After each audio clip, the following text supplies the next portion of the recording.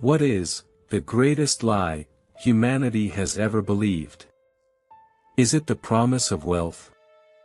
Is it the pursuit of absolute power? Or is it the dream of living forever?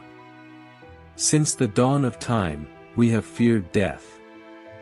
We build monuments, write poetry, and search for elixirs, just to escape the grave. We look at the gods with envy, wishing we could possess their eternal youth. But infinity is not a blessing. It is a cage, made of time. Imagine being the only mortal who cannot die. Your body does not age. Your wounds heal in seconds.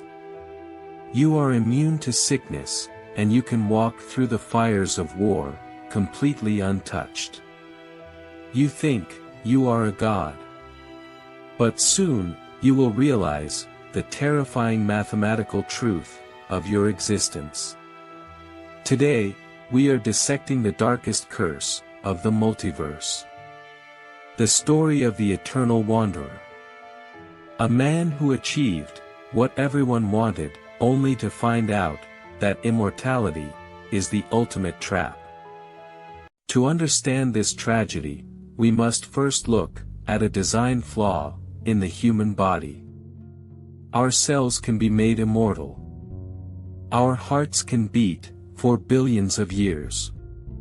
But the human brain was never designed to hold infinity. Think of your mind as a library. A library with a limited number of shelves. For a normal human, 80 years of life is just enough to fill those shelves with memories. The faces of your parents, your first love, the smell of rain, the sound of laughter. But what happens when you live for 1,000 years? The shelves begin to overflow.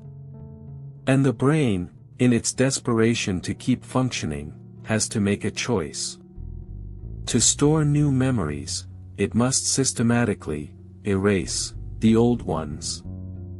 This is the silent horror of the wanderer's life. He doesn't just watch his loved ones die. He forgets them. Imagine sitting in a quiet room, holding an old, tattered diary. You turn the pages, and you see drawings of a woman. Her smile is beautiful. The handwriting, in your own hand, says she was the love of your life. It says you promised to love her for all eternity. But as you look at her face, you feel nothing. You cannot remember the sound of her voice. You cannot remember how her hand felt in yours. She is a complete stranger to you. And yet, she was your wife, 500 years ago. To live forever means to walk through an endless graveyard of your own forgotten lives. You are forced to become a ghost, haunting your own past. You are alive, but the person you were yesterday is already dead. As the centuries roll by, the wanderer becomes a silent observer of history. He watches empires rise from the dust and crumble back into ash. He fights in 1,000 wars, for kings whose names he can no longer recall. He has been a king, a soldier, a beggar, and a priest. But none of it matters. When you live forever, nothing has value. Why build a house, if it will decay in a century? Why make a friend, if their life is just a blink of an eye, compared to yours? Love, friendship, and ambition become meaningless distractions. The world becomes a silent movie, playing on a loop. And you are the only audience member who can never leave the theater. The immortality he fought so hard to gain has stripped him of his humanity. He is no longer a man. He is just a recording device that has run out of space. The climax of his tragedy is the realization of his complete helplessness. When the loneliness becomes too heavy, when the weight of 1,000 forgotten souls crushes his mind, he decides to end it. He seeks the void. He jumps from the highest cliffs. He walks into the depths of the ocean. He begs the universe to let him rest. But his body refuses to comply. The immortal cells rebuild themselves. The shattered bones mend.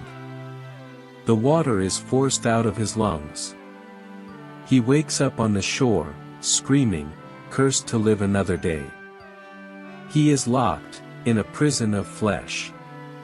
A prison that will survive, even if the earth is swallowed by the sun. He will drift through the empty vacuum of space, freezing, suffocating, but never dying. An eternal speck of consciousness, in a dead universe. The story of the immortal wanderer leaves us with a chilling question. Is death truly our greatest enemy? Or is it the very thing that gives our lives meaning? If you were offered the gift of immortality, but the price was that you would eventually forget everyone you love today, would you take it? Drop your thoughts in the comments below. I read every single one of them. If you want to continue exploring the dark psychology and beautiful tragedies of the multiverse, make sure you hit that subscribe button. Thank you for watching, and I'll see you in the next one.